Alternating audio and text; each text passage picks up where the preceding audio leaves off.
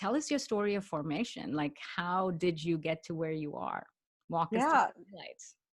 Yeah. So the book is called Undaunted, Overcoming Doubts and Doubters. And, I just, first of all, I mean, I really wrote this book um, primarily because over the last few years, I was doing tons of, you know, airplane rides and traveling, just building this company Hint.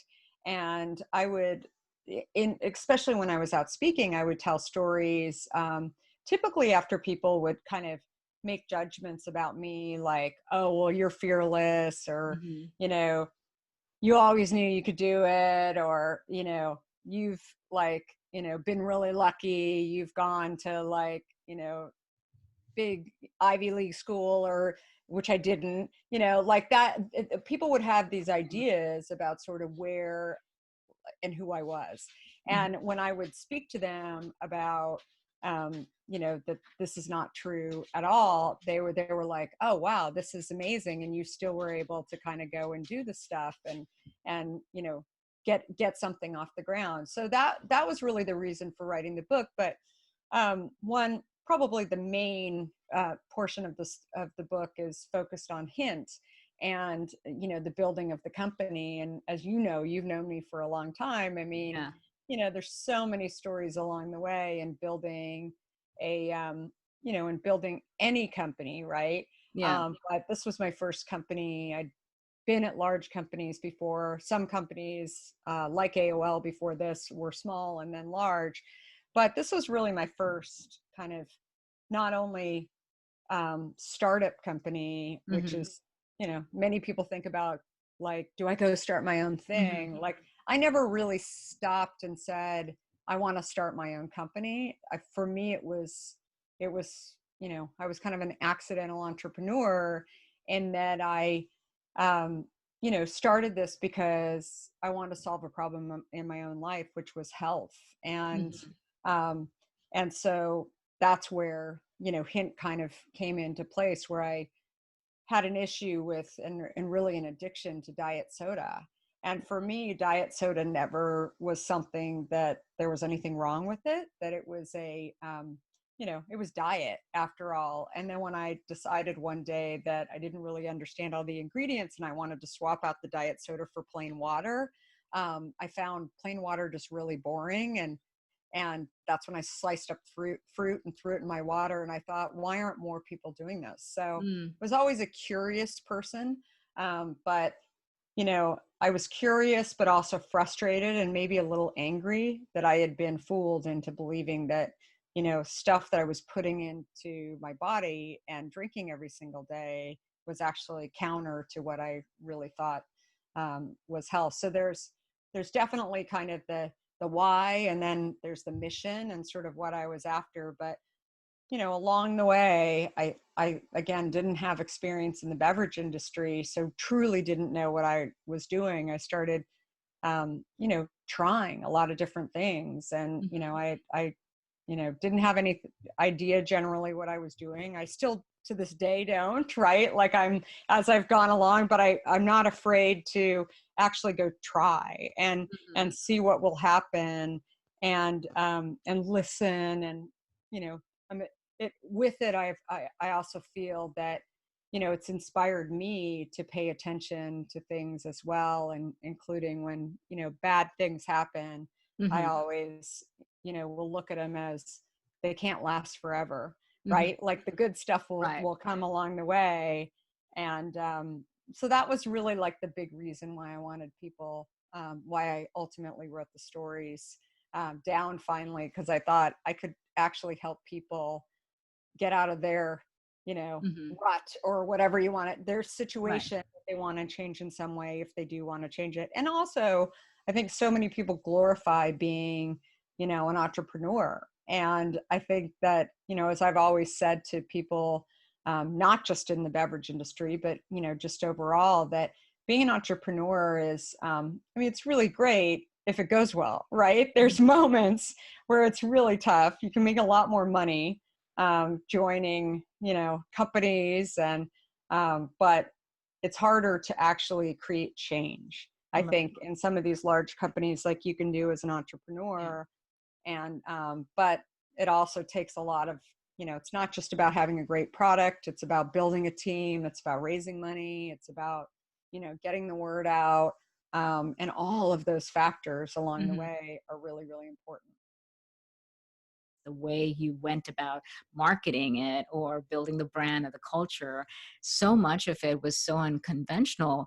What gave you certainty or confidence in following that path and saying, you know what, this is different. It's not how everybody does it, but I think I'm going to do it that way.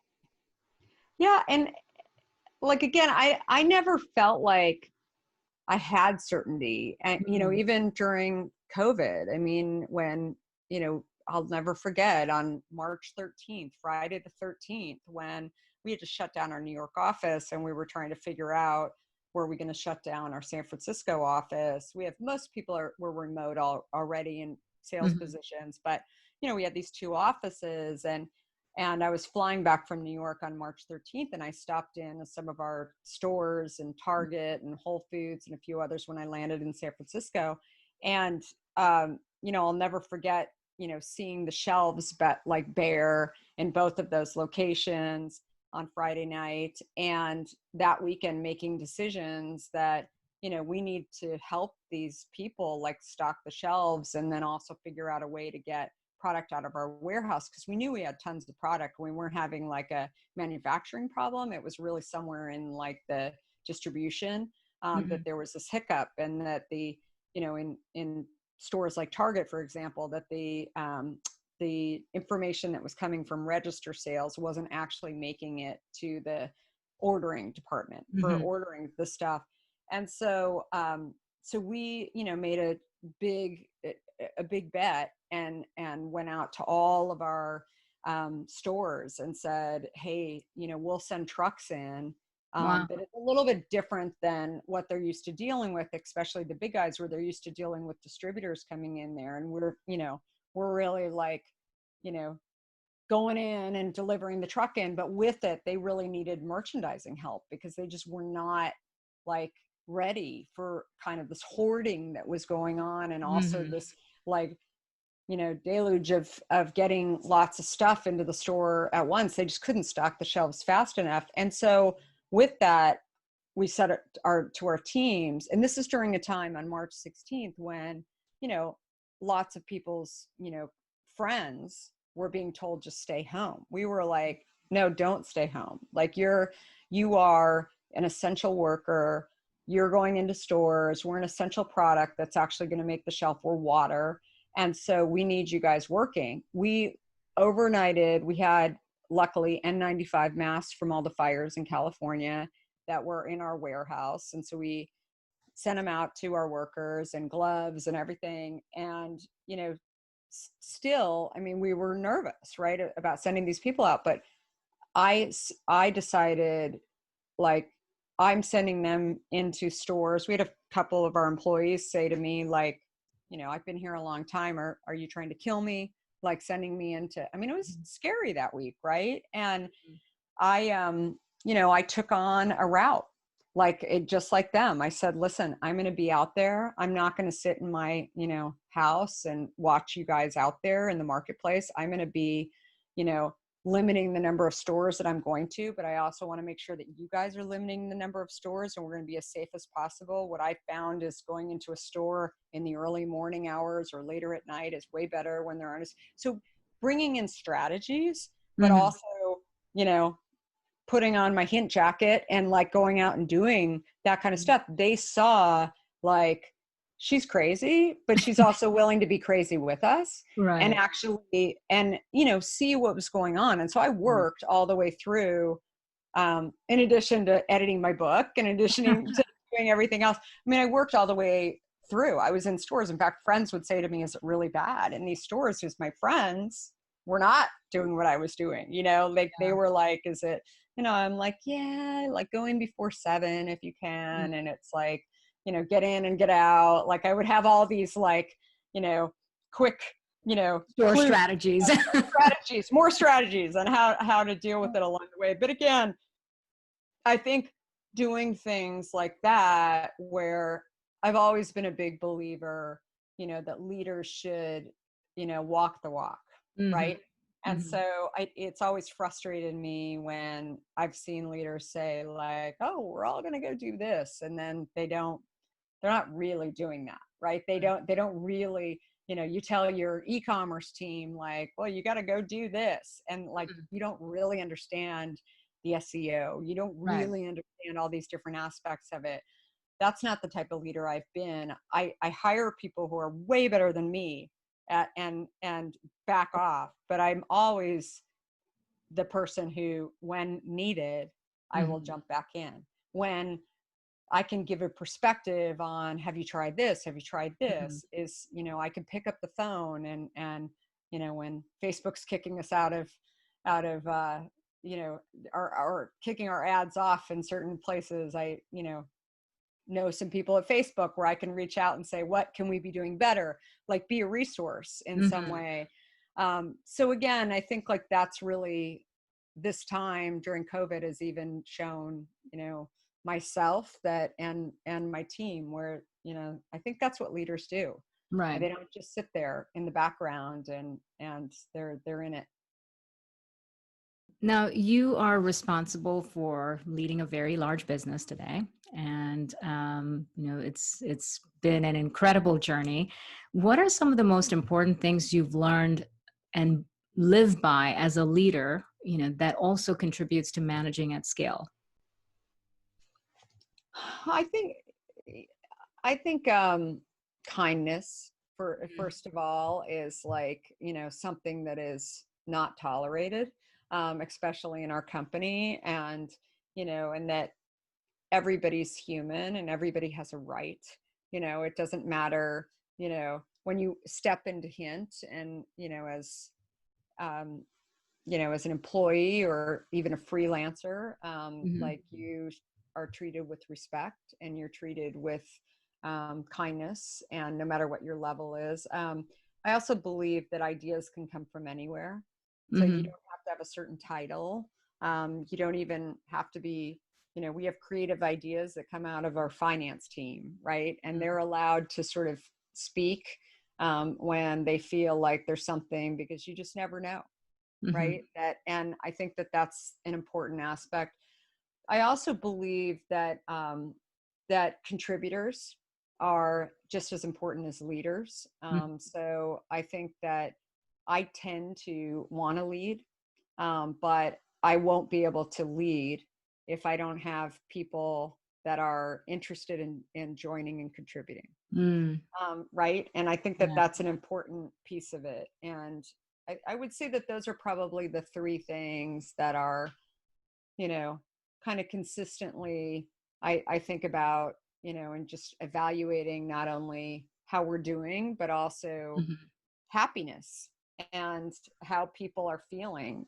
Because I think, sometimes if you go out of your way, and I see companies do this a lot, actually, where and even media will do this, where they'll be like, oh, you got to be a leader, you got to be an entrepreneur, and if you're not X, then Yeah. you are nothing, right? Right. And that's not fair, right? Right. Like, that's not, you know and also, I say consistently, I'm an entrepreneur now and I'm a leader now, but it's not to say that I won't join a big company at some point, or, you know, be a contributor. Hmm. If I like, and I think that that's just a really, really important aspect. Give us some, tangible ways in which someone can build their presence and why that matters. So I think in many ways it's easier today, to, build a presence, especially, even during this time of, COVID, where a lot of people are online a lot more. And I think that, something as simple as, even writing on LinkedIn about, Hmm. your thoughts, or Medium, or, you know, like, I think that there's ways to sort of share who you are, and, Hmm. things that you care about, things that you're curious about. And that is leading, right? Like, Hmm. being authentic and being, and also leading, conversations around topics. I think that you don't have to show up at a conference in order to do that. It used to be that Yeah. that was where you would, meet people or be heard, or you'd have to be on a panel or be a speaker. And while you can do that on, you know, Zoom, or, there's different conferences online, I don't think it just limits. You shouldn't feel like you're just limited to that, because I really do believe that there's so many opportunities to kind of get your voice out there and really put a stake in the ground around, no, around being able to speak to those things as well. Hmm. Leave us with one final thought about, what you hope readers get out of, Undaunted, and then also what your biggest hope is looking forward. Yeah, I would say that the biggest piece is my book. Where it was right back here. Where did my book go after all that? Somewhere here. It just hold on one second.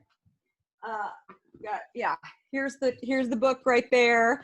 In case we're on video here, but the I would say that the biggest piece is don't think that you're alone, right? In terms of having fears and having doubts, and instead just go and try, and be okay with knowing that lots of people fail, and the chances of you failing maybe aren't as high as you really think that they are, and you just have to keep discovering and trying and going and doing, and that's the way to ultimately make something happen.